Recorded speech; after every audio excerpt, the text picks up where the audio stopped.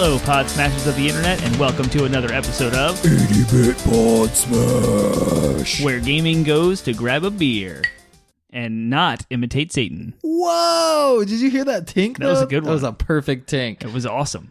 We are where gaming goes to grab a beer. Did you say that? We did. That's why we tunked. Okay. Tunked. Tunked. I like tunked now. We are your tunked hosts. from now on. Penguin and Termite. I'm Penguin. I'm Termite. And 80-Bit Podsmash is a weekly video game podcast where we talk about video games and things that you care about. We take those things, we smash them together, hence the term Podsmash. We're also really big fans of Smash Bros. We are, so it's like works on multiple levels, like everything that we do. We're like an onion. Yeah. Layers Peel deep. it back. We are drinking different things tonight. We are. The last beers that I had left in my fridge. I am drinking my last Good Juju, which we talked about last week. So if you want to hear From Left Hand Brewing. From Left Hand Brewing, yep. And you are drinking? You offered me Kona, and I said yes, but I completely forgot what it was. It's called Big Wave. It's a golden ale. Yes, because I love Kona Brewing. I actually went there last year in the summer, and I had a bunch of their beers, and they were all phenomenal. And it's funny because the first time I ever had Kona was some porter of theirs, and listeners may know that I don't usually like porters in general, and so I thought it was absolutely disgusting. So I was very new to beer, and I hadn't given Kona any other attempts because I thought, oh, Kona's bad because their porter was bad.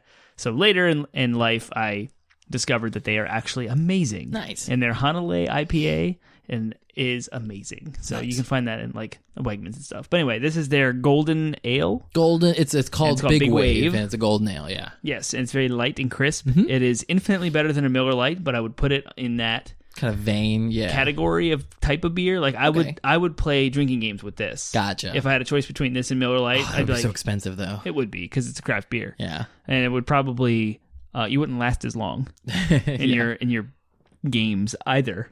So yeah, that's Big Wave, light, crisp Pilsner. Nice. It's a golden ale, but I prefer. It's got. I think I'm not drinking it now, so I don't know. But I remember it kind of having like a wheat beer feel to it, so a teeny bit sweet. Very little. I'm not drinking it, so I can't weigh in. What are you going to do?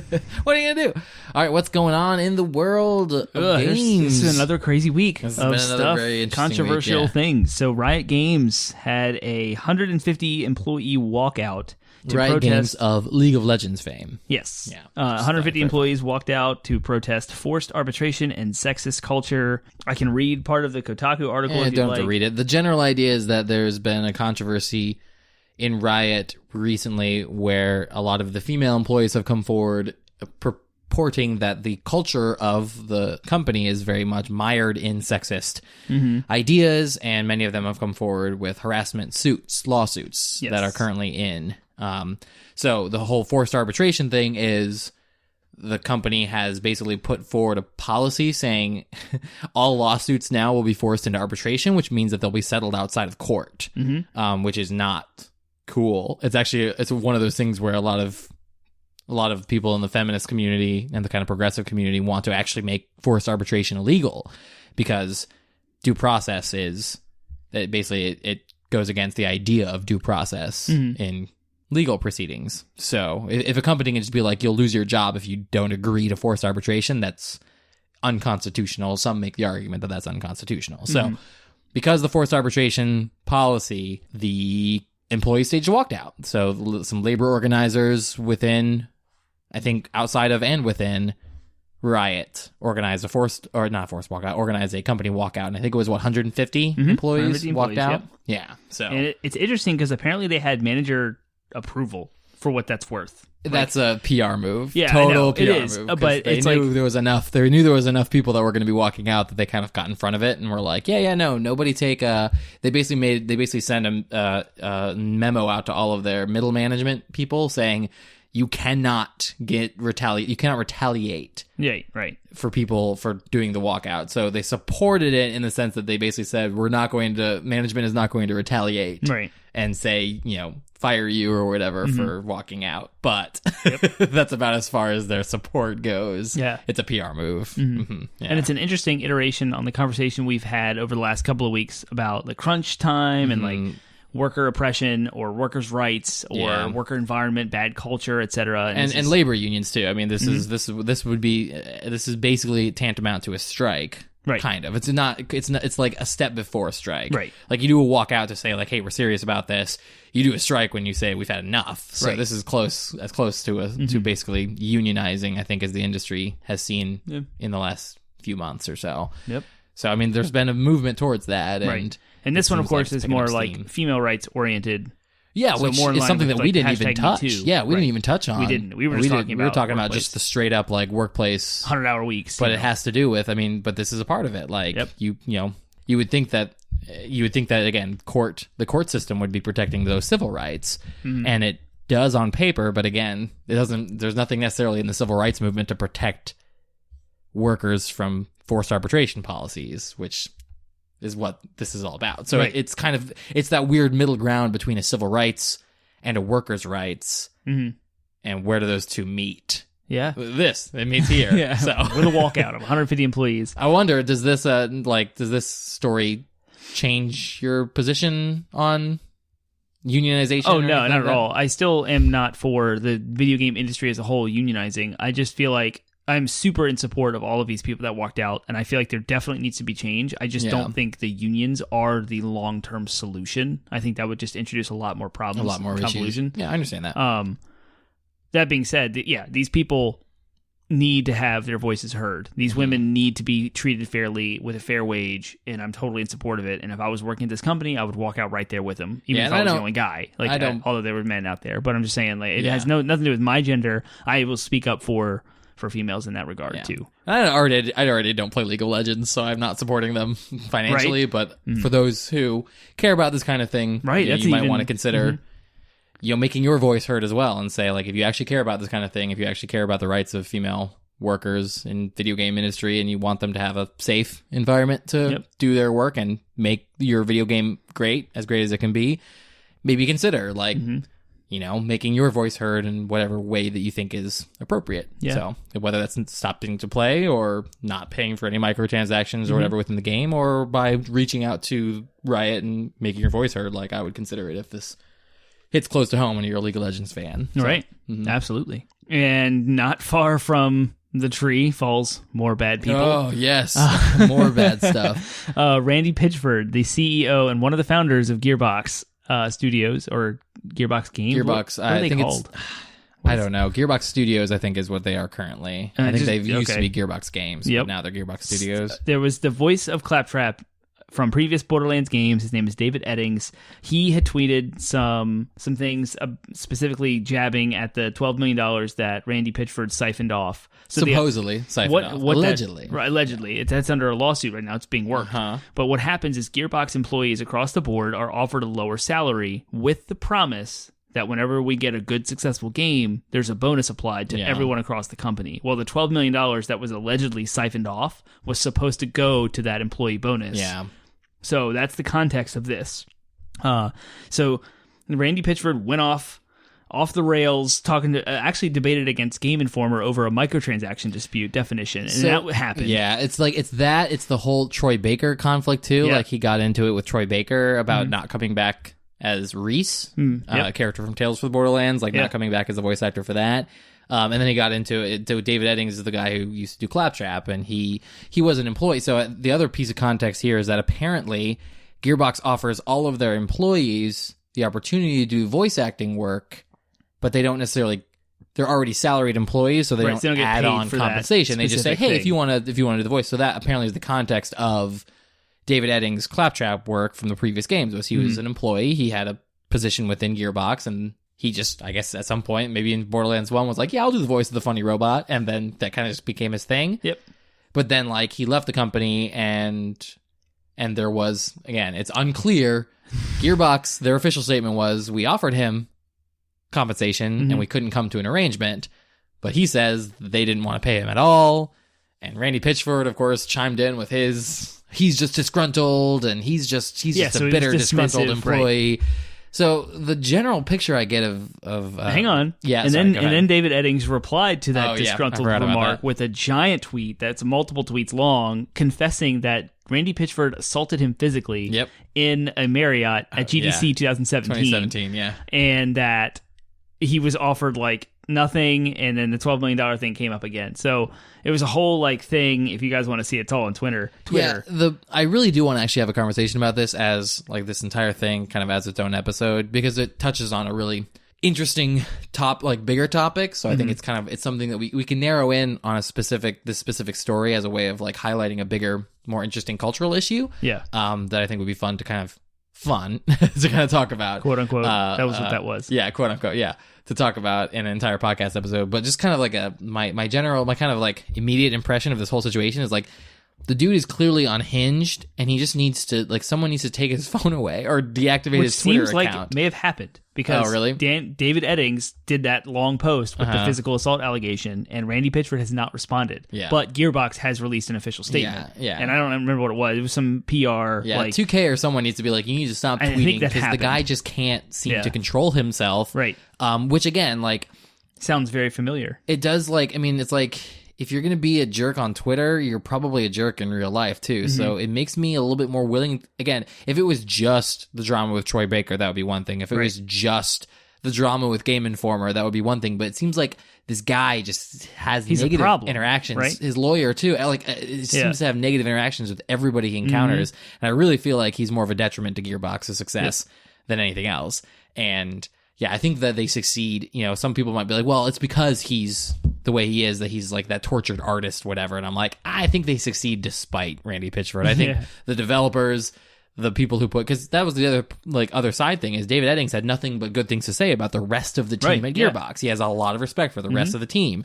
Seems to me like they need to do something about Randy specifically, but he's a founder and he's a CEO, so it would take a board of directors to vote him out, and that's a more complicated issue. When you have a group of board of directors that yields to the power of the shareholders, again owned by 2K or at least published by 2K. This specific game, Gearbox has money coming in from 2K, so it's a very like layered corporate structure. You can't just like rule the dude out. Yeah. But yeah, he definitely seems like he's a problem here in this situation. The other piece of news I wanted to hit on real quick, and I'll be as succinct as possible. Yeah. It's kind of similarly like big names coming out and saying stuff. Yeah. EA had their shareholders thing. Yep. Shareholders. What is it? It's like quarterly report. That's it. Quarterly report. Yeah. Yep. And to no one's surprise, Anthem did not meet sales expectations. Right. They wanted to move like 6 million units or something like that in the first 40 days or whatever, and that just didn't happen. Obviously. Yeah. One of the things that came out of that though is Andrew Wilson was like, "Yeah, I think we need to relook at the way that we like release games." So it seems like they may have learned something from it. I don't have like huge faith necessarily in just that one statement. Like how many blows do they have to take? But they're like, they were like, hey, we need to consider that like maybe we should be doing things like beta tests and soft launches and stuff like that to try to figure out if the product we have is viable before we release it to the general audience. So it's like, yes, that is a duh. That is like an obvious, like, I'm surprised it's taken you that long to figure it out. But it's still kind of nice to hear that maybe this might be a turning point. Like Anthem's failure should be enough to hopefully make the industry realize, hey, we can't just keep pulling this off and hoping it works out. You know what I mean? Like, so the best thing we for saw Anthem, real change with Battlefront 2. With the microtransactions. Sorry, what were you saying? That was another thing. Yeah. The microtransactions thing. I said that. Was Randy Pitchford? No, the microtransactions being brought forth. We actually have a bill on the table. On the table. We'll get there in a minute. I want to talk about EA for a minute. Yeah. Okay, so you talked about you had a thought, and I interjected with the Battlefront 2 change. You were talking about will EA listen? Will they change? Yeah, and we saw with that happen with Battlefront 2. So look at EA's like portfolio of games, right? You have Battlefield 5, not the best, but it's fine. And they're about to get the Battle Royale mode, and it might make some money. But then you have FIFA and Madden, which are huge moneymakers, right? And then you have Apex Legends, which is doing really, really well and was actually a surprise to EA, I believe. Like looking at how they're reacting, how they're talking about it, and the notion about Apex Legends, I don't think they expect it to do so well. And there's news that's coming to mobile platforms, to cell phones, like Fortnite. So that's going to make more money. They also have their indie support. So remember Unraveled? There's a new game, Something of Silence. And you remember it was an artsy game? That game's coming out this year, so that's slated to happen, and that's probably going to do well because they had A Way Out, and they had the whole, what did I just say? Unraveled. Yeah. Man. So looking at EA across the board, it seems like they're not completely at a loss. I think they were down like 2% year over year for this quarter or something. So it's still like not enough to really cause concern, but it does seem like there's a trend and a willingness to change in EA. And I actually am kind of this makes Star Wars The Jedi Fallen Order, yeah, like that much more fascinating to me, because I personally still don't think that it's coming out this year. I think it's going to get delayed. I'm still holding fast to that. Yeah. It's just too soon. It's too fast from announcement to reveal to release. They're going to show it off at E3, but that's all they got up their sleeve. There was a leak that there's a new Need for Speed coming and a new Plants vs. Zombies Garden Warfare thing coming, but that's not enough to cause their stock prices to go up. Maybe we'll see more at E3 with their event that they're going to have, but I really do hope that EA is changing. I think they are. I have good hopes. I have an optimistic view of what EA is doing. I hope that the industry as a whole can start to look at this kind of thing and be like, yeah, we need to. And it looks like they're going to have to, because of what were you talking about? Yep. So the other piece of news that I definitely want to hit, and sorry if we're hitting the news hard, it's just been a very, very busy last few days, even just much less a week. A bill was introduced to the Senate by a Republican, which was surprising to me. I forget his name, and I forget what you're looking it up. So it's fine. I was trying to. I don't remember where the article went. It was perfect. He it's something. I think it's Raleigh or Folly or something like that. That sounds right.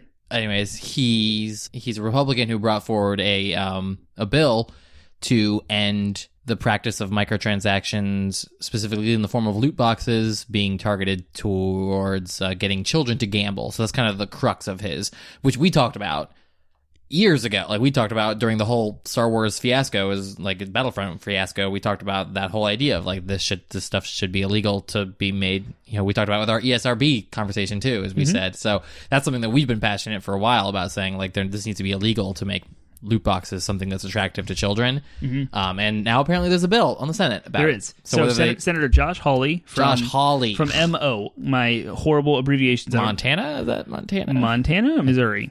MO. What state is MO? Hey Google. MO is. What state is MO?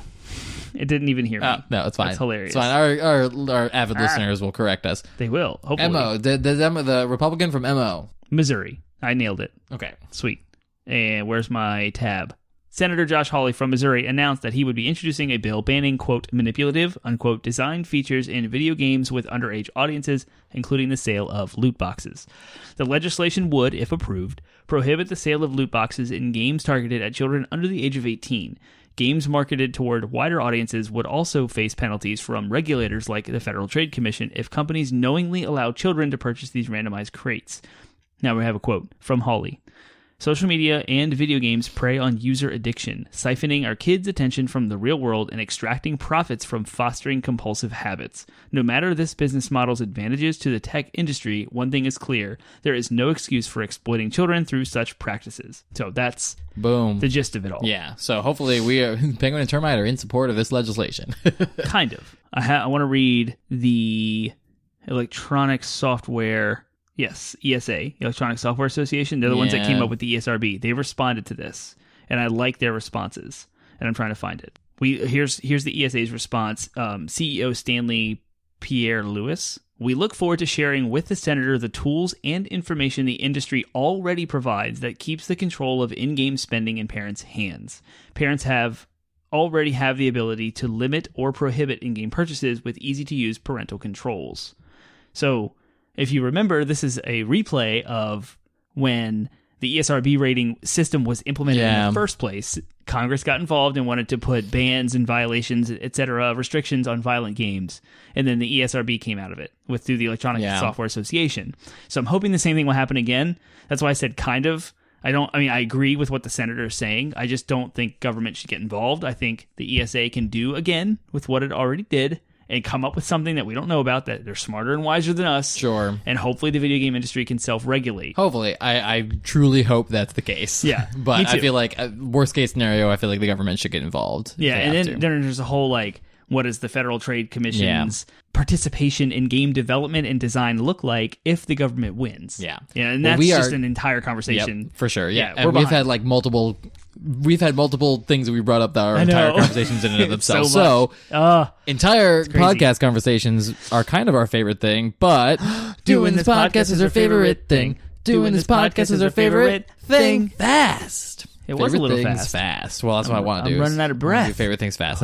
We got to do fast. We got to be fast. So, Oh, what's your favorite thing? Okay, my company, who I work for, Simventions Inc. Incorporated, does a 1 day per year called Imagineering Day, where we're broken into groups and we have an entire day of team building. We have a guest speaker coming in that's like inspirational speaking. We go through a giant like state of the company. We look at different aspects of our job from a lens that we don't normally look at every day, and how to challenge ourselves and better ourselves as employees every day. And it does look like a field day, quote unquote, so to speak. Okay. We have food catered in. We have like a giant picture day, and sometimes there's a fun competition. Well, we had that, and that is my favorite thing. It's amazing. I love the company I work for and the and employees that we have, and I think that is very valuable to our culture to maintain. You know, speaking of Riot Games and the antithesis of what Inventions is, I'm very grateful for who I work for. Cool. Awesome. Yeah. My favorite thing is I kind of on a whim, just kind of like, I was very frustrated. I was very frustrated with Anthem, and like I was reading some people who had gotten refunds, and I thought that my game was unrefundable because I bought it as a digital purchase through Amazon. Yeah. And that's because I wanted it day one, because my physical copy was not slated to arrive till like a week later, and I was like, well, screw it, I'll just get a digital copy. And I was really like stressed about it because I was like, man, I don't necessarily want to refund this game, but I want the ability to refund this game. So, and at this point, with like just the way that Anthem has kind of fallen apart, is now I believe it's irredeemable at this point. You had one thing to hang on to. I did, and it's gone. Yeah, the Cataclysm. Awesome. It was. Yeah, it worked. Yeah, you got your refund. Yeah. Oh, yeah. So because of one thing that happened. Exactly. Yeah, because they delayed. Yeah. So So I was holding on to the Cataclysm, hoping that the Cataclysm might be good, but like they delayed the feature. Yep. So I saw that some people had like reached out to Amazon to get refunds. So I tried it myself, and I was like, I sent them an email. I sent an email to Amazon. Didn't even like talk with a support representative. Just sent an email and said, hey, these features were promised to be like they promised these features, and they did not follow through on those promises. So I kind of feel like this product, from my point of view, is faulty. And I said, I'm a loyal Amazon Prime customer. I've been a loyal Amazon Prime customer for years now. I don't ask for this kind of thing often. I would really appreciate it if I could get refunded. Next morning, they were like, yep, we refunded it. Like, I was expecting to have to fight or even just give up on it, but they were like, yep, we understand the circumstance, and we're going to refund your They're probably having their inbox flooded with emails about refunds. So the cool part is, there's a discussion about like digital refunds. Like you bought this thing, you know what it was, it is what it is, and it's not going to be faulty because it's digital. It's not like you got a toy that's supposed to be solid, but you got a cracked one, right? Yeah. So it's a different aspect of looking at it, and you had that one ace in your pocket. I did. Where they were like, they promised this, and they changed the date on me, so I bought it with this expectation. They didn't just change the date, they indefinitely delayed. Right. That's what I said. I said, this has been delayed indefinitely. I don't even know if I'm going to get this feature that they promised. It's awesome. Yeah, it was nice. I kind of feel a little bit like I manipulated it, but again, I also feel like I was cheated out of $60, and and I kind of felt entitled to get that back. The real question is, have you tried to play it since? I haven't. You should try it on principle, but I kind of want to, because again, they can yank it from my Amazon library, but they can't yank it from my PlayStation library. Right, you've already claimed the code on PSN. Yep, it's there, so it should be still there. I should be able to still play it. Exactly. I wonder if it is. I feel icky about that, but I also kind of want to try it. I want to know just to see if it works. Yeah, we'll try it after the podcast. We'll fire it up. All right, cool. So yeah, that's my favorite thing. I'm very pleased with Amazon's customer service. So I know Amazon has a lot of problems as a company, but in this case, I was very pleased with the customer service I received from Amazon. So if you aren't an Amazon Prime member, look into it. I'll give them a little plug there. So, there you go. All right. Next segment of our podcast is DLC. Downloadable content is the second segment of our podcast, where we have just kind of a fun conversation around video games that you might not normally have. And we never brought up our topic, by the way, for today's episode. So I'll bring it up now. Today's main topic is we're doing a deep dive, one of our series, where we go into a kind of big genre of video games and we talk all about it. And this week's is racing. So we're going to do a kind of racing themed blank. Yeah. So blank is I'll come up with the contest. Yep. And you'll come up with the characters. And it is who would blank in a blank. Who would win in a blank. Blank. So do you have two characters? Because I've got a contest. Yes. Okay. A pseudo video game character. He's actually a character from, and this is very much in line with our topic. His name is the Stig, and he's from Top Gear. Okay. The British one. Oh, okay, yeah. He is a man whose identity we don't know. Whom's identity? I know, it's like a bad it. word. Of No, it's good. I like it. Whose identity is unknown to us, but he's wearing a white fire suit with a full face white helmet and a tinted visor. So Okay. we don't know who he is, but he's the Stig. And he's the control test driver for the celebrities when they drive on the racetrack. They race the Stig. Gotcha, okay. And the Stig does it perfectly every time. They use him to test all of the high performance cars to get a control. Like, you have to have a good driver to really... I'm sorry, I'm giving this context to explain it to those who might not know the show. But he's an exceptional driver who can test the limits of a car. So if you want to test this new car, you put the Stig in it because he's awesome and he's not going to be a bad variable. Okay, got it. Yeah, that's the Stig. That's one character. The second character is Toad in his Mario Kart. Okay. Which is the blue pipe frame from Super Nintendo Mario Kart. All right, you ready for your contest? Yes. Because I think your contest is these two racing characters you provided me. Yes. They are gonna race, but it's a foot race. Who would win in a foot race, the Stig or Toad? Depends on They what... cannot. The rules are they cannot use any kind of vehicle. They have to. They're They on have to foot. race on their feet. Okay, so it's a running race. Yes, which no I'm advantages, no very familiar with. powers. It's a. I also was thinking, yes, it would be like a long, I'll say a distance marathon, race. a distance race, so not just a sprint. Okay. A long distance race. Okay. Who would win? Toad. Marathons require nutrition while you're running. Uh-huh. No one person can run an entire marathon well without ingesting anything. Got it. Right? Whether it's water or Yeah.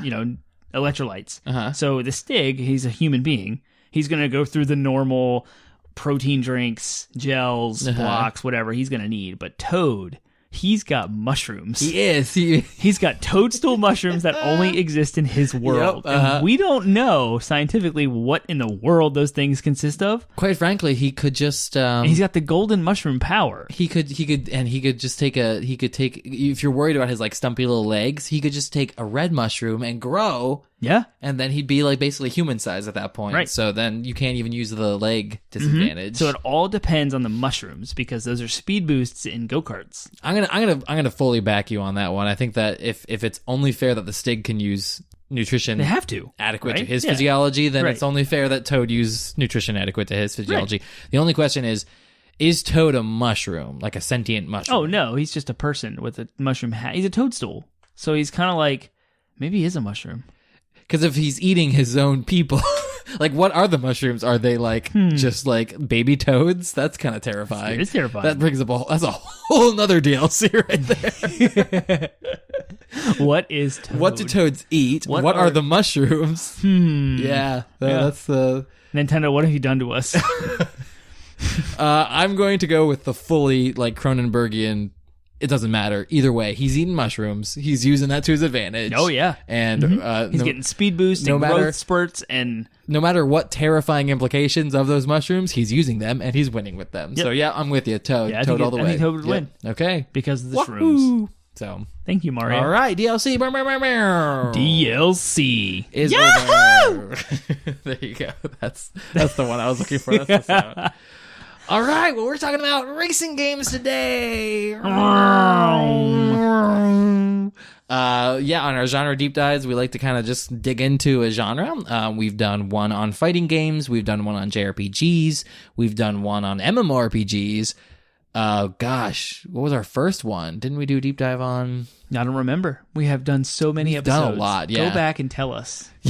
Go back and find it and tell us what our first one was. Yeah. Oh, first person shooters. Yeah. So we've done a lot of deep dives over the years. And it's been a while since we've done one. Yep. So we wanted to do, even though I would definitely say that I'm not really a huge racing game guy. Mm-hmm. It seems like you have a little bit more of an appreciation for them than I do. Yeah. But I actually used to like them a lot more than I do now. Mm-hmm. So I have enough of a fondness for them that I feel like I can at least talk about it. So, so it should be fun. So, why don't we start at the very beginning? A very good place to start. The starting line, one might say. Hey. And let's talk about what constitutes a racing game. What sets a racing game apart from other genres? What is it? What's a racing game? It is a side-scrolling game with which you control a character jumping on various... No, that sounds like a platforming game. Heyo. It's pretty obvious what a racing game is. Yeah. It is a game in which players partaking in a racing competition with any type of land, water, air, or space vehicles, according to Wikipedia. According to Wikipedia, yeah, I kind of generally hate definitions that include the word in the definition. Yeah. So, just it's who's trying to get from point A to point B fastest, and there usually are various courses. And you have, again, I do like there's some kind of vehicle. I haven't really ever played a racing game that involves foot racing, but I think there are games out Sonic there. R for the Sega Saturn. Yeah? Yeah. Nice. Yeah. Yep, I should have thought it was a Sonic. There's a Sonic game. Mm-hmm. Yeah. But yeah, so usually some kind of vehicle, but doesn't have to. Yeah. Clearly, it literally is just, you are competing. So generally these games are competitive. Track and Field for NES. So they're not usually cooperative, but you could just be playing a single player against the AI, but they're designed Still usually racing. to be, they're still usually designed to be played competitively, Yes. PvP, if you will. So, any other thoughts about like what sets racing games apart? I think they're pretty straightforward. It's very straightforward. Racing games are It's racing racing games. Yeah. Cool. I think some people categorize them as sports games. Depending on, But yeah, that's I like would a agree. subgenre of racing. Yeah, Sports. I would agree that like I would say there are a lot of sports racing games, but like I would say that like I mean it all comes down to like your philosophy is racing a sport in the first place, Right. or is racing, you know, like is it its own thing? But even so, like I wouldn't say Mario Kart. I would say Mario Kart's more of like a fantasy racing game Right. than an actual. Or, That's why yeah. a sport racing game would be a subgenre of racing Yeah, game. exactly. Yeah. Yeah. So I'm with you on that. Yep. So, cool. Where would you put Rocket League? I guess Rocket League would be more of a sports game because It's an even though esports game. Even though it's It's not cars, racing at all. It's soccer. Yeah, it's not. Yeah, you're right. It's soccer, basic game. Okay, then I take it back. It's not a racing game. Okay, cool. Well, then let's talk about the history of racing games. What's the first racing game? The that was ever first made? racing game ever made was in 1973 called Space Race by Atari. I feel like that's a win for nerds. Like Yes. the very first racing game ever made was like spaceships. Yep. Rockets racing through space. Racing That's through what it was. space. Yeah, I Yep. feel like it's a win for the nerds. and back then, this is when video games had like a plastic overlay onto the screen that gave you the background, and then it was Yeah. just dots on the screen, and then you had to like tell the story. Oh, these are rockets, and we're flying through outer space. That's it, guys. But It's not just squares. Like just like Pong is two paddles Yeah. and a ball that have no, it's actually table tennis. They had to tell the story to give you the imagination behind it because we didn't have the graphical Yeah. power to do it. So yeah, that's what Space Race was. It was like super, super, super primal. Yeah. I can What's the word I was looking for? Rudimentary. Rudimentary. That's the word. And followed up a year later. So Space Race was rockets racing through space, right? We're talking about racing games. We're talking about cars and racetracks. The first one of those was next year, a year later, called Grand Track 10. Top-down view game involving cars racing around a racetrack. And that's different. Yeah, that's a different kind of very that's a whole different. different thing. Yep. Mhm. Instead of rockets shooting up, where Right. you have a scrolling screen, it's top-down static screen with the cars going around. Which is interesting. An interesting part of racing games that I never really like considered is like you are trying to get from point A to point B fastest, but like the variety of like camera angles and stuff like that can be almost as varied as other genres. Like you could be first person, you could be behind the shoulder, if you will, or like right behind, camera fixed behind, or camera fixed behind, but like you could be dynamic camera, like you could be top down. Like there's so many possibilities of like, and we've seen all kinds of possibilities. I feel like the classic one is people like to generally see the vehicle that they're racing in. So I feel like the classic view is that kind of fixed behind the bumper, if you will. But yeah, it's just interesting that like I never really considered that like you can do the racing game in a bunch of different ways. And you can almost do the racing game in as many different ways as you can do a shooter. Yeah, because shooters can be top down, shooters can be first person, shooters can be third person. So it's weird to think that in modern games in today's generation, it's really just where the camera is. Yeah, everything else is kind of the same. Yeah. Or back in the day, they were rendered and made to be a certain way. It's like if you're going to do a scrolling type of game, it's like up from the bottom of the screen to the top. That's entirely different than if you had a static screen with the things rotating on the same image. So yeah, we've evolved a lot. Nope. So that was in the 70s. Imagine like there's nothing. Right. So and speaking of first person shooter or first person view. Yeah, 2 years later in 1976, Atari then released Night Driver, which switched to the first person perspective. If I do recall, and I could be completely off on this, and I would need someone to completely call me out because it sounds true. I believe that Night Driver was originally made to run people over. Like the idea of the game to score points was to run people over. Wow. It was terrible. How very Grand Theft Auto of that. Right. Yeah. And so they changed it to like Gremlins. And so like you were running over monsters because of like legal issues, and some people got involved, and I think there was a little bit of controversy over Night Driver, but it was a first person perspective racing game. And there's probably a couple of games in here, but I'm just going to jump to like the next kind of big jump. In 1982, Namco came out with Pole Position. It was the first time 16-bit processors were used. I say processors because there's more than one. Stereo sound. It was pseudo 3D. They used this technique called sprite scaling to make things look like they're approaching your screen to your face as the distance closes in on them. They add RAM to save the scores after the arcade was shut down. So that was revolutionary. I'm curious. Is it like a car racing game? Yeah, what is it's Formula One. So you'd have pole position, and I'm like, with it like track and field? No. Pole position is when you qualify in first place. Okay. See, I don't know anything about racing. That's what you have, the pole position. Gotcha. A single driver and team. Yeah. So yes, that was Formula One themed. So all the cars, they were Formula One cars, and it was a third-person perspective, and you're driving into the distance. Gotcha. And so that was kind of revolutionary absolutely at the time. Yeah. Yeah, in the 80s for sure. Mm-hmm. And then another one was 1984, we had Excite Bike for the NES, which was a side-scrolling racing game. Again, changing... So not top-down, side, like you're looking at the profile of the characters. Excite Bike introduced the idea of creating your own racetracks. It had two people on the same screen at the same time, racing each other without a split screen situation, right? Yeah. And then that was 1984. I'm going to continue to fast forward out of memory here. There's a lot of like tentpole racing games that changed or evolved the genre forward. So in early 90s, I think most racing games in the 80s were relatively the same. They were the same type of games we've already seen. Mario Kart had come out on Super Nintendo. So in like 91 or 92.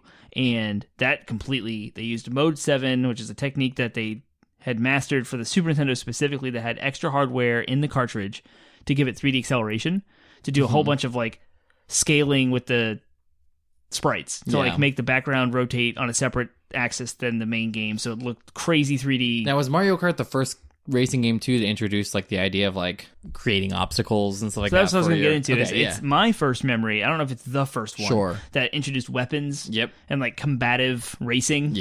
More of the cartoony fun, like hitting each other, more competitive in that direction instead of just being because it's my first. Yeah, it's the first one that I think I ever encountered that had that. It actually made racing games interesting to me at the time too. I like it's interesting. Mario Kart's a fun study in and of itself because it's like it was one of the first successful like Mario game spin-offs that wasn't an actual Mario game.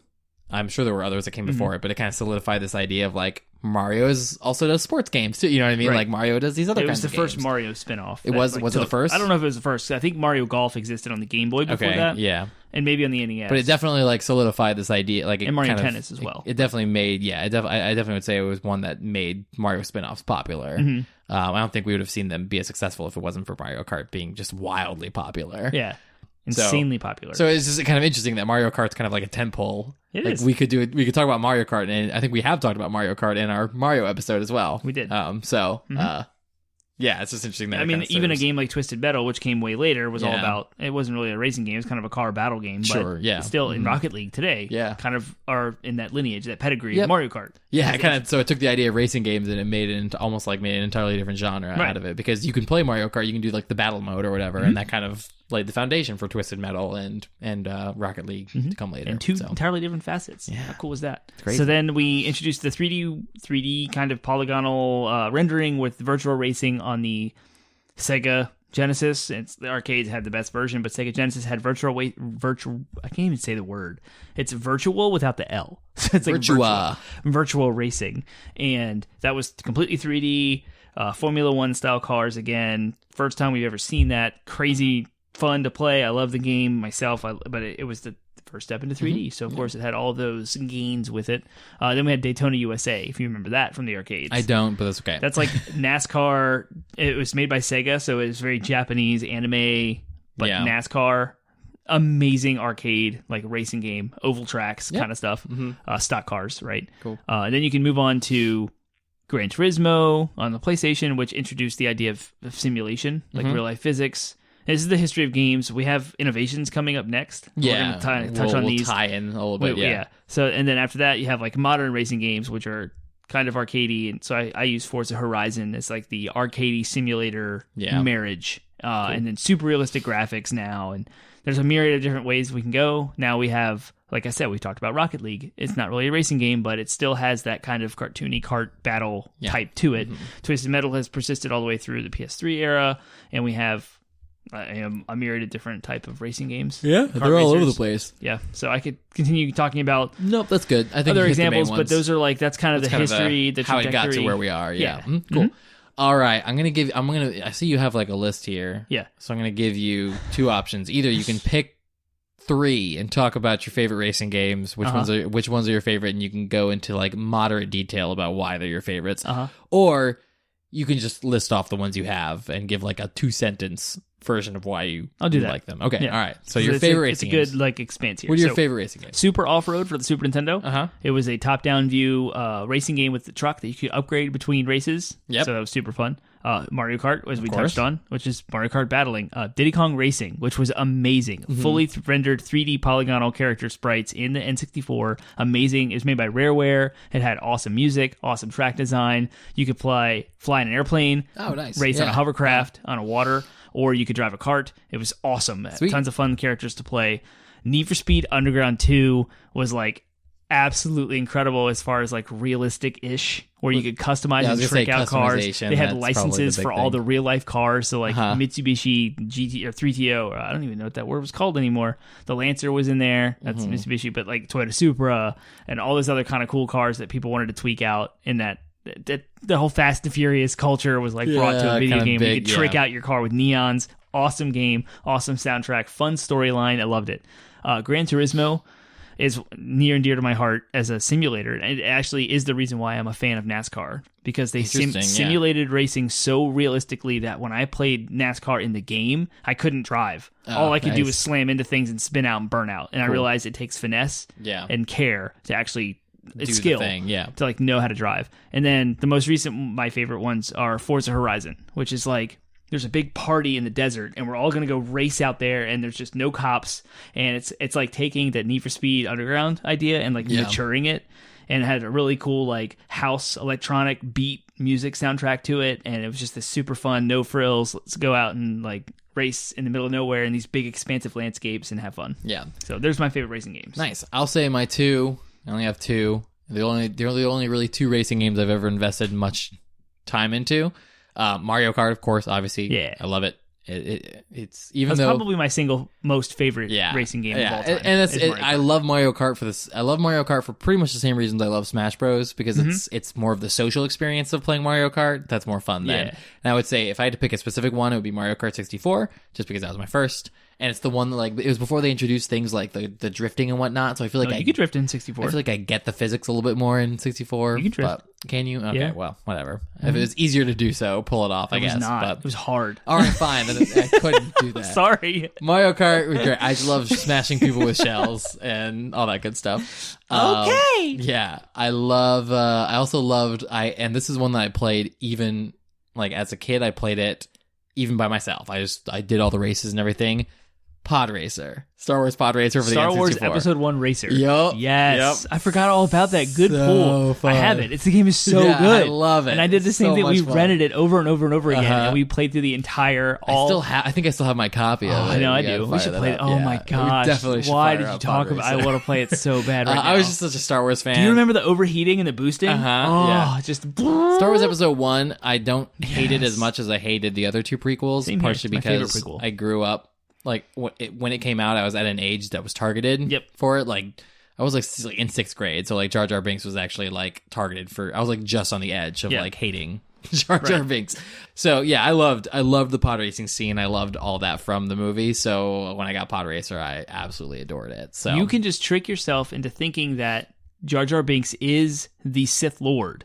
Oh, no, trick yourself that's my into that storyline will play canon, out for sure. after... 1. Like, you can actually watch 1 and see all the evidence that was the case, and that can be thoroughly enjoy 1. Absolutely. It's in 2 and 3 where all that's disproven and it's just crap. changed, But episode 1 is the best prequel. I love it. And the pod racing scene is phenomenal. It's a bold statement, but I'll the prequel, episode 1, 2, 3. Yeah, I got you. Right? Okay. All right. Cool. That's so yeah. Pod racing and Mario Kart are my 2. So yes. Cool. All right, let's talk about innovations. What are some innovations that you think have been revolutionary for the genre and have maybe added something to video gaming as a whole as a result? Added to video gaming as a whole. Start with the revolutionary. What are the innovations that have defined the genre? Well, it started off with multiplayer. Yep. It was kind of the first genre to really explore the multiplayer space. Before we had, you have, in the early days, in the 70s, right? You had Pitfall, single player. You had Pong. Pong was competitive. It was multiplayer, but it wasn't like racing. It's like different. Yeah. So we added multiplayer to that. Every racing game since like the first one, since Space Race, is pretty much designed from the ground up to be a multiplayer game. It's for sure. Yeah. Yep. So that's kind of easy. I have steering wheel controllers and car seat monitor. Yeah, like, everyone's mock-ups. seen that, like when those motorcycle games in the arcade where you actually get on it, it's like a motorcycle and you can tilt it. Like, yeah, totally. There was Hydro Thunder, which was like a boat racing game that had the same deal, but it was like a boat. And then there was like jet skis. It's ridiculous. Snowmobiles. Like every one of the type of vehicle you can think type of game genres where that kind of thing is like still kind of cool. Yeah. Like I as a grown adult would go to an arcade just to play, like, and I would spend my 25 cents or whatever to play like It'd a be round like $2 of that. now. But but you get what I mean. Like that still is kind of attractive. It's not something I would never invest in like buying one, but I would still go to one. That would be like one of the few draws of going to an arcade still is for that. Yeah. And even modern day at home, there's like racing steering wheels that have the haptic feedback, and people put 3 monitors together and they build their own cages and set their own racing seats in them and build them at home with their PS4 or their gaming PC and like make them. So that's definitely like an innovation that exists almost exclusively with racing games, because you don't see a lot of like external peripherals evolving in such a way as they have with that outside of genre. And I put a little asterisk next to that because these are innovations for inputs or controllers and not necessarily graphics, engine, music, or anything within the game itself. It's like, I can play the same game with a controller, or I can sit in this cockpit that I've built with a steering wheel and experience it entirely different, but the game itself has not changed in its design. Yeah. So that's different. The next thing moving forward is 3D visuals with Virtual Racing, Daytona USA, and Ridge Racer. Those very early 3D games. I feel like racing took the jump to 3D before any other genre. We got Virtual Racer and Virtua Fighter before we ever got Mario 64. Like, there's something about the fighting game and the racing game, and racing being its spearhead, that it just lended itself to 3D faster. I don't know why. I don't know how. I can't explain it, but that's what we got. And so jumping to 3D. Then we got simulated physics.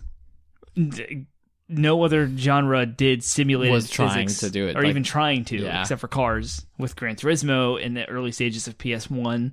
And that kind of, you talk about like having an effect on the greater gaming industry as a whole. Yeah, they were pioneering that for sure. They were, and now we see like Doom 3, Half-Life 2, and Halo 2 taking, and then that later generation with the original Xbox and that PC gaming era time frame where we saw physics applied to environmental objects in first-person shooters and stuff, and non-scripted events, but physics-scripted, like non-scripted but physics-based events happening. All of that happened first in racing games, where you were trying to replicate like tire grip on different surfaces with weather and etc. So we have all of that kind of rolled in and credited to racing games. And after that, we have weapons in racing games. I feel like that's one that like changed. That's an innovation. Not so much that changed video gaming as a whole, but definitely like taking what video games had done with like first person shooters and then like applying that to racing games to make them more interesting. For sure. And even fighting games. I feel like you take racing and fighting and marry the two, and then you get this battle games, like battle games. And I quoted a like Road Rash. Did you ever play that game? It sounds so familiar, but I can't visualize it. It's a visualize motorcycle racing game where you like have a chain or a rope and you beat the people next to you that are also on motorcycles as you get past them, and they have help bars and stuff. It's hilarious. I remember now. Twisted Metal, of course, was like a really, really popular one on PlayStation. Yep. Mario Kart kind of made it dark and made the whole genre dark and gritty. It did, yeah. There's all the racers were like psychos or something. It's nuts. They're all like murderers and stuff. Yeah. Of course, Mario Kart, and then Crash Team Racing. There's something to throw in there because they kind of mirrored Mario Kart, Diddy Kong Racing. So then you have realistic damage simulation to a car. Burnout really is the one that stands out. The whole Burnout series. Yeah, they turned racing into a Hollywood scripted game where you like, rack up points for the more damage and destruction you do. Yeah, and so you had to time your drive, your boosting, and your ramp usage to the point where like you would the situation like a tractor trailer would be barreling down the road and you want to hit that thing because it's a gas canister, and so when you hit it, it blows up and causes a chain reaction. And so Burnout's kind of like centered around the idea of destruction and blowing things up, but it had an uber realistic like car damage modeling in it. And then Gran Turismo kind of adopted some of that, but not perfectly. And Forza's done some stuff with it too. Yeah, but as a note about like what's revolutionary, what's innovative about racing games, that I think is kind of a interesting thing to note. Yeah, that kind of just came to me as we were talking about it. I feel like racing games are one of the few genres, racing games and sports games are like the only genres that we have left that by their nature don't have to be violent in any way to still be what they are. Like even games like Mario have like very low levels of violence. You're still throwing shells at things, or you're still jumping on their heads. Stomping on their heads, exactly. Like, so even like quote unquote wholesome games still kind of have to be a little violent. And this probably says more about me than it does about anything else, but like that might be one of the reasons why I don't necessarily like racing games, or I seem to be drawn more to the racing games that have violence as a part of them. Combat. Have some form of combat, as to why I don't love the genre so much. But I do still think I appreciate that, like, you know what, like if you want to get a good wholesome game for your kids, can't do much worse than like Forza, I suppose. I mean, maybe the like, I don't know if many of those games have like, there's a lot of car culture that has like the like scantily clad model girls in them. So I don't know if it would be wholesome for that reason, but at least it wouldn't be like a hyper violent like game by its nature. So that's kind of, it's interesting. I never thought about that. So I think that's something that racing games have sort of added to, given a little bit more legitimacy. I think racing games have enabled people whose parents may not have, for whatever reason, let them play video games, still allowed them to experience video games because their parents had no problem with them playing racing games. Does that make sense? So I think there's a whole subset of our generation that was even allowed to play video games only because there were racing games existed. So, yeah. And there's another thing, speaking of racing games, that exists, at least for me, almost exclusively in racing games, but maybe Diablo and Borderlands touches on this. I love and absolutely will consume a racing game that has a story arc where you start off as like a no-name person that's super broke and you have this crappy car that's really slow and you win street races, or you win races to upgrade that car and then buy new cars. Forza did this on the professional level where you start out with like a car you'd buy in a dealership. Yeah. Need for Speed did this on the street level with the car culture, the Fast and Furious kind of thing where you just get like a beater. You have like a beater that you have to upgrade. Yep. So both games did it differently. One was more arcadey, and that's Need for Speed, and then more was more simulated, which was like Forza. And those were both extremely appealing to me and super addicting. And I think that's like almost exclusive to racing games. Like I said, Diablo and Borderlands might touch that a little bit with the gear, like loot system, and how you start off crappy and you upgrade and level up and stuff. But it's a different like feeling, and I don't know what it is, but I haven't experienced it in a while, and I'm jonesing for like a really good like. What is it? Rags to riches kind of racing game gaming loop. You had a note here that you want to talk about with input and controllers. Did you want to hit on that? Or did you already hit on it? You were looking something up on your phone. Great. Oh, nice. No, I was making an Instagram post. While on the show, I was listening to it. I was listening to you. Yeah, clearly. Fine. I was like piping in, going, Cool. Pros and cons. What do you think are pros and cons of the genre as a whole? I see a lot of pros based on everything I just said. Ton of pros, and I'm not going to go into any of those again. Okay. The only con I can think of with a racing game is by its nature, you're very, very, very restricted. Yeah. Like, what kind of story can you really tell with a racing game? It's not really a storytelling game. Yeah. Other than, like, your own sort of escapist fantasy of rags to riches. There's not... And then maybe it'll facilitate that, but there's not really... You can't be, like... You're not going to be, like... Shakespearean twists or anything like that. Like you can't. You can sort of have narratives and stuff, but one of the things that stands out to me, speaking of story, and this game it is a bad game. Technically, it's bad. Need for Speed: The Run and it was all about going from California to Maine, I believe, racing across the country. And it had this cool story where you had a reason to go, and I don't remember what it was, but it was ridden with bugs. It didn't have the right pacing, and so it didn't feel good. But the idea of it was so fascinating. It's like, I'm going to race across the country, and it's rendered properly and to scale. So I'm actually driving 24 hours across the country, or I'm sorry, it's like 24 days. I don't know math, but it was a fantastic idea to a story. It was probably one of the coolest innovations in storytelling. But yeah, so limited. What you can do in the game is limited to your racing point. Yeah, to your point, I think that to me, racing games, and one of the running themes of our podcast, one of the things that often comes up that is kind of a idea that we're passionate about, is this idea of video games being a category, a misnomer doesn't really apply to all within that fall under its category, if that makes sense. Those are a lot of words. What I mean to say is I don't want a story out of a racing game. You know what I mean? If I sit down and play a racing game, it's because I want to prove that I can faster than you. Yeah. You know what I mean? It's a competitive thing. I go to it. In the same way that I wouldn't play a Call of Duty game for its compelling story, even though that I really want to have awesome that stories. they can have them. Yeah. But if I'm playing a competitive first-person shooter, it's because I want to show off my skills. Yeah. So, I think that again, when we use this idea of should we be even calling video games? Should we even be calling racing games?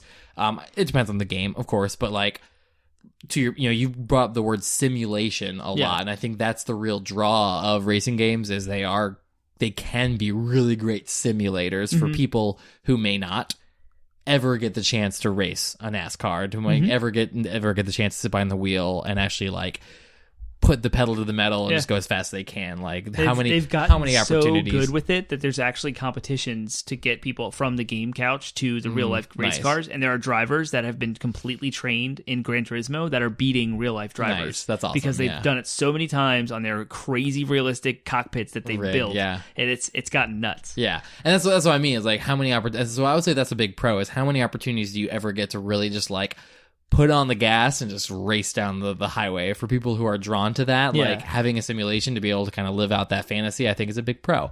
I would say that just from my personal opinion, my con is that I just find racing games boring, and I think I'm probably not the only gamer in the culture who feels that way. Well, it kind of plays into my con, right? You're limited by what you're doing. Yeah, it's a very act of what the player's actually doing, regardless of what you're driving, how fast it is, or what you're still going from point A to point B as fast as you can. Yeah. Put the obstacles in there, put the items in the combat in there. Yeah. But you're still, at its core, you're racing. It's very narrow in scope, is what I would say. Yeah. It's a very narrow in scope kind of game. Yep. So the reach that it can have, any given racing game, the reach that it has is only going to have a certain appeal. It even fails in that regard when you compare it to sports games, because at least sports games, usually the sport that they're emulating already has such a big following that they can kind of try to tap into that. I think there are a lot of people who play sports games that don't play any other type of game, right? But they're just they're such big football fans, they want to play Madden. So and I just don't think that in our culture, racing doesn't quite have the same following. That I know it has a big following, but I don't think there's as many overlap between NASCAR fans and people who would play Forza or people who would play Gran Turismo. So you have that weird, if you were to draw a Venn diagram, that slice of the pie, that's pie. I think I'm mixing my metaphors here, but that's that little slice of the overlap between racing fans and people who play racing games is probably smaller than you would find with sports games. Yeah. So probably. I just think that the scope of racing games is just going to be always more narrow than some other wider appeal video games. So. Well, apparently Microsoft thought racing games were so popular it would be wise to unveil a brand new car for the first time on stage at E3 like 2 years ago. That was their whole thing. And everyone was like, what? What? Microsoft? Seriously? Yeah. Cool. Well, then we'll spend the last little bit of time talking about the future. What do you want to see from racing games going forward? Can you guess?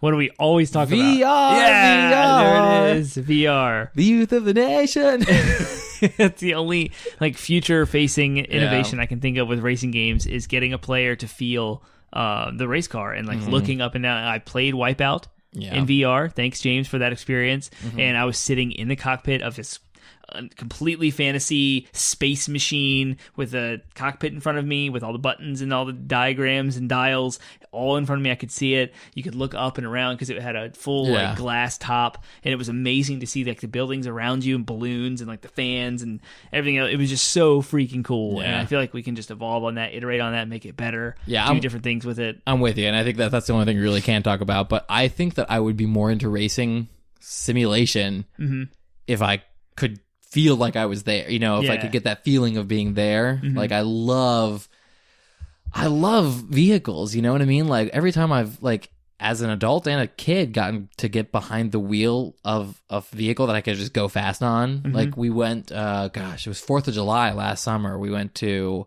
our friend Ryan, shout out Ryan. We went to his like extended family's house on the Potomac, and they had jet skis. Yes. And that was like the first time in a long time since my honeymoon, actually, like my honeymoon, me and my wife rented a jet ski and we went jet skiing. So since then, that was the first time I got behind a jet ski. And just, I do love the feeling of like getting behind a vehicle and just going fast, like speeding, just like the wind whipping around your hair and all that. So like, if I could get that and also have like the safety and convenience of doing it at home on the cheap, then like, you bet I would be doing that all the time, that kind of thing, whether it would be jet ski simulation or even car simulation or motorcycles, all that stuff. Like I would totally do it. I would totally be into it.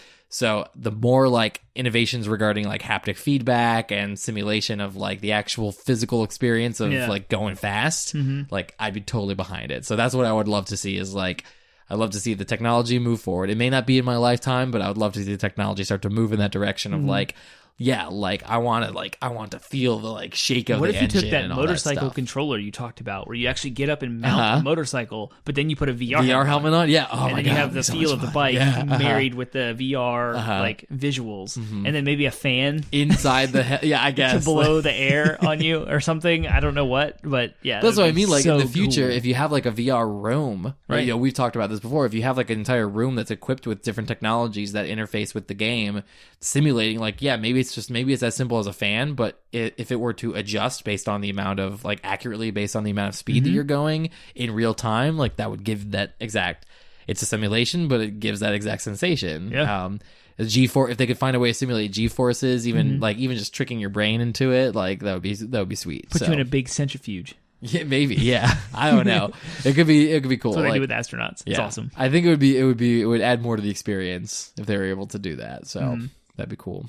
Cool. Well, that's our episode, I guess. Unless there's anything else, any other thoughts you wanted to close out with? Nope. Racing games. We want to hear from you about what your favorite racing games are, what you want to see from racing games in the future as well. We hope that you ongoing conversation. So we hope you are chomping at the bit to correct us because of the myriad of mistakes I have said in my history of racing games. And you can find us at 80bitpodsmash.com to relay your feedback to us. Yeah. And the reason why I point you to that website is because there are links to Facebook, Twitter, Instagram, and Reddit.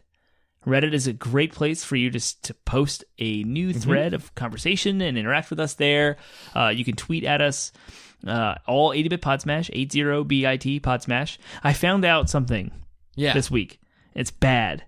On Facebook, specifically just Facebook. You know how I always say every episode, no hyphens or funny business, right? On Facebook, if you want to tag us in any of your posts, you have to type 80- and then it will let you tag us. I have no idea why. I've spent way too much time trying to debug this issue because I hate it. And I've now resolved to just telling our audience, if you want to tag us on Facebook, you have to do 80-. That's a hyphen or a minus sign, whatever It's so frustrating. It drives me insane, more than you will ever know. However, if you want to find us on podcast services, we're also on Stitcher, Spotify, Google Play, iTunes, iHeartRadio. There are links to all of those subscription services on 80bitpodsmash.com.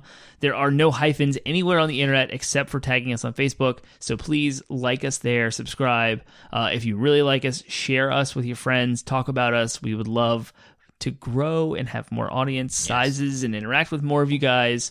That's why we do this. That's why we fire up the mics every week. Yep.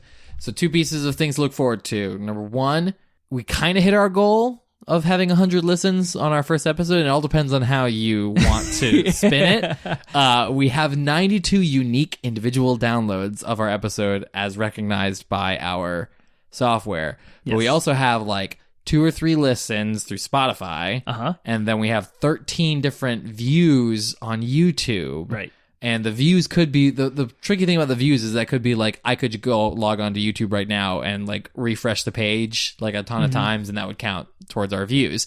So it could be repeat views, but I would say that if you combine all those together, you're bound to get to 100. So I'm going to say that if you say by listens, we probably have reached 100 listens on our first episode. Yay! And the topic was? The topic was video games as an art form, and we go into the actual arguments there, so we're not going to waste your time rehashing those arguments. What we are going to do, though, is one of, I think, the highlights of that episode is that we talked about games that we thought kind of were the epitome of artistic expression, and we're going to pick a few more examples, and we're going to go, so we're going to do an entire episode where we're going to do that. We're each going to pick a handful of games that we think qualify as art, and we're going to talk about why. So we're going to spend an entire episode dedicated to that, and it's going to be a blast. So that's coming awesome. up.